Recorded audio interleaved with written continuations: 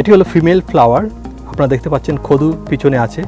So এই female ফ্লাওয়ারকে আমি এখন মেল ফ্লাওয়ার দিয়ে পলিনেট করব। So self pollinating. সো এই কদুটা ড্রপ করবে না। ওকে, সো আই হ্যাভ পলিনেটেড মাই লাউ।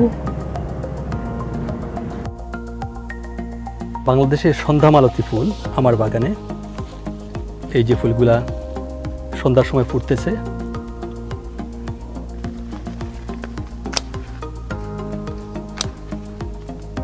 ওকে, আমি একটু ছাঁটাই করে দিচ্ছি।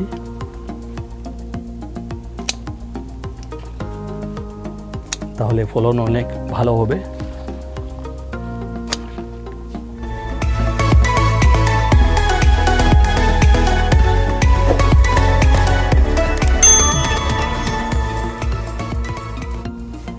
আসসালামু আলাইকুম। আমরা সকলেই জানি গার্ডেনিং একটি দারুণ এক্সারসাইজ যা আমাদের শরীর এবং মনকে সুস্থ এবং চাঙ্গা রাখে। আমরা অনেক গার্ডেনার আছি যারা কোমর ব্যথার কারণে বাগান করতে কষ্ট হয় অথবা অসঠিকভাবে বাগান করার কারণে স্লিপ ডিস্ক বা কোমর ব্যথায় ভুগে থাকি। ভিউয়ার্স, আজকের ভিডিওতে আমি 5টি টিপস আপনাদের সাথে শেয়ার করব যা আপনাদের হেলদি গার্ডেনিং এবং কোমর ব্যথা প্রতিরোধে সহায়ক হবে। এই 5টি টিপস শুধু বাগানীদের নয়, সকলের উপকারে আসবে বলে আমি আশা করছি। সবচেয়ে প্রথম যে ভুলটা আমরা বাগানীরা করি, কোনো কিছু লিফটিংয়ের সময় আমরা আমাদের ব্যাককে ড্যামেজ করে ফেলি। আমরা সাধারণত যেটা করি, আমরা এই ব্যাকের মধ্যে ব্যান্ড হয়ে লোডটাকে তুলি এবং টুইস্ট করে লোডটাকে উপরে উঠাই। এই ধরনের লিফটিংয়ের কারণে আমাদের স্পাইনাল ডিস্কের মধ্যে জেলিটা বের হয়ে আসতে পারে, যা আমাদের ডিস্ক প্রলাপসের কারণ হতে পারে। এখন আমরা সঠিক পদ্ধতিতে লিফটিংটা শিখব। সো আমাদের কি করতে হবে, আমাদের হাঁটুকে ব্যান্ড করে এই লিফটটাকে, এই ওজনটাকে তুলে আমরা নাভি বরাবর এনে তারপর এখন টেবিলে রাখার সময় আমরা টুইস্ট না করে এরকম হেঁটে স্টেপ দিয়ে এটিকে আবার ব্যান্ড করে রাখব।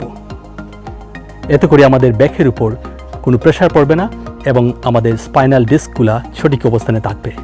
কোনো কিছু যখন আমরা উপর থেকে নিচে নামাবো, এক্স্যাক্টলি দ্য সেম ওয়ে আমরা কি করব, আমরা এরকম ব্যান্ড ডাউন করে আমরা লিফট করব, তারপর বেলি বাটনের কাছে এনে তারপর আমরা স্টেপ অ্যারাউন্ড, আমরা কোমরকে টুইস্ট না করে স্টেপ অ্যারাউন্ড করে তারপর স্কোয়াট ডাউন করে এটিকে নিচে রাখব।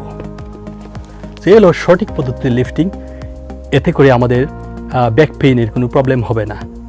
দ্বিতীয়ত যে ভুলটা আমরা করি, আমরা কোনো কিছু পিক করতে আমরা শোল্ডারকে ওভার স্ট্রেচ করে থাকি। এতে করে অনেক সময় আমাদের শোল্ডার ইনজুরির কারণ হতে পারে। সঠিক পদ্ধতিতে আমরা যখন পিক করব তখন আমরা একটি লাডার ব্যবহার করতে পারি, যাতে আমাদের শোল্ডারকে ওভার স্ট্রেচ না করতে হয়। কোনো কিছু পিক করার সময় আপনারা এরকম একটি লাডার ব্যবহার করতে পারেন, যাতে শোল্ডারটা খুব ওভার স্ট্রেচ না হয়। সো আমি আমার বিন পিক করতেছি, রানার বিন, লাডার ব্যবহার করে যাতে শোল্ডারটা আমার 90 ডিগ্রি উপরে স্ট্রেচ না হয়।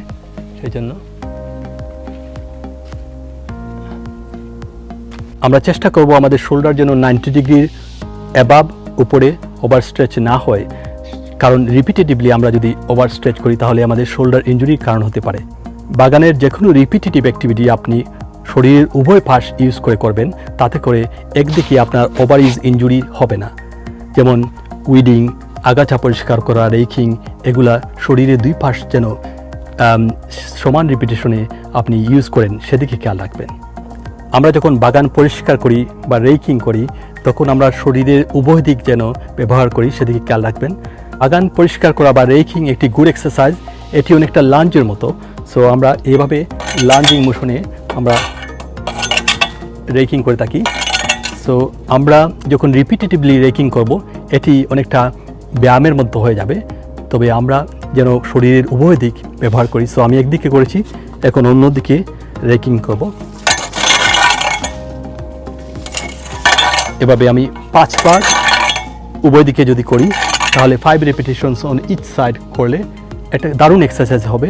তবে মনে রাখতে হবে আমরা যেন উভয় দিকে এই ধরনের অ্যাক্টিভিটিগুলো করি।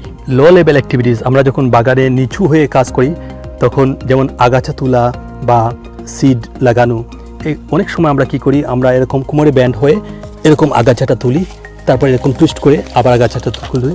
এতে করে আমাদের ব্যাক পেইনের কারণ হতে পারে। সঠিক নিয়মে করতে হলে আমাদেরকে স্কোয়াট ডাউন করে এরকম ব্যাককে সোজা রেখে এরকম আগাছা পরিষ্কার করা যেতে পারে। আপনার হাঁটুর সমস্যার জন্য যদি স্কোয়াট ডাউন করতে না পারেন, তাহলে এরকম একটি নি সাপোর্ট বা এরকম একটি কুশন বা বালিশ নিয়ে আপনি হাঁটুর নিচে রেখে নীল ডাউন করে আগাছা পরিষ্কার করতে পারেন। পজিশন চেঞ্জ বা অবস্থান বদলানো, আমরা অনেক সময় কি করি, যখন বাগানে কাজ করি তখন একই পজিশনে অনেকক্ষণ কাজ করে থাকি যেন কাজটা শেষ হয়ে যায়। এটি আসলে সঠিক নয়। যখন আমরা আগাছা তুলছি একই পজিশনে অনেকক্ষণ ধরে রিপিটেটিভলি আগাছাটা তুলছি, এতে করে আমাদের যে কোমরের যে জয়েন্টগুলোর মুভমেন্ট হয় না, যা আমাদের ব্যাক পেনের কারণ হতে পারে।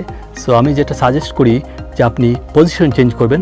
যেমন কিছুক্ষণ লো লেভেলে কাজ করার পর আপনি আবার উঠে একটু হায়ার লেভেলে কাজ করার চেষ্টা করবেন। এভাবে আপনি যদি করেন তাহলে আপনার জয়েন্টগুলো মুভ করবে, এতে করে ব্যাক পেইনের যে সম্ভাবনা অনেকটা কমে যাবে। ভিউয়ার্স, ফাইনালি আমি যে কথাটা বলতে চাই যে আমাদের গার্ডেনিংয়ের জন্য বা যে কোনো অ্যাক্টিভিটিসের জন্য, ওজন তোলার জন্য আমাদের কোর মাসলকে এঙ্গেজ রাখতে হবে। আমরা যখন গার্ডেনিং করি, কোনো কিছু লিফট করি অথবা রিপিটেটিভলি কোনো কাজ করি, তখন আমাদের কোর মাসলগুলোকে এঙ্গেজ রাখতে হবে। আমাদের পেটের মাসল, পিঠের মাসল, আমাদের বাটক মাসল, এগুলোকে আমাদের ইউজ করতে হবে।